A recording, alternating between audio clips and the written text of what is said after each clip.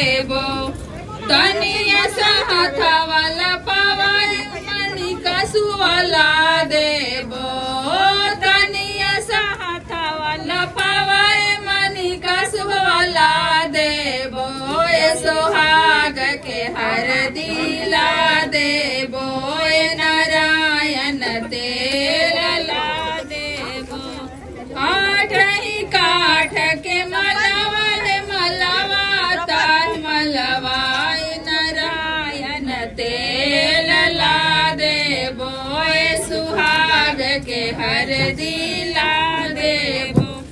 चाचा जी का क्या नाम है? चाचा आपके पापा का नाम क्या है? मनोरंजन।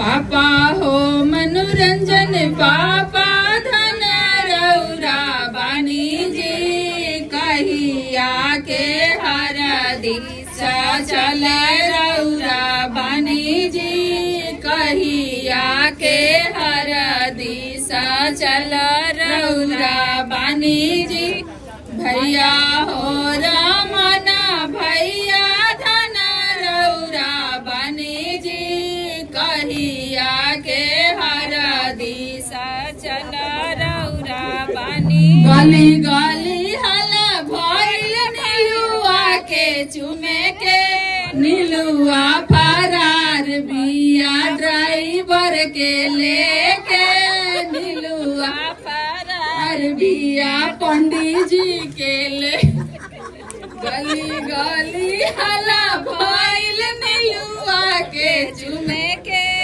नीलुआ फरार बिया ड्राइवर के लेके दीदी चुमेली दीदी का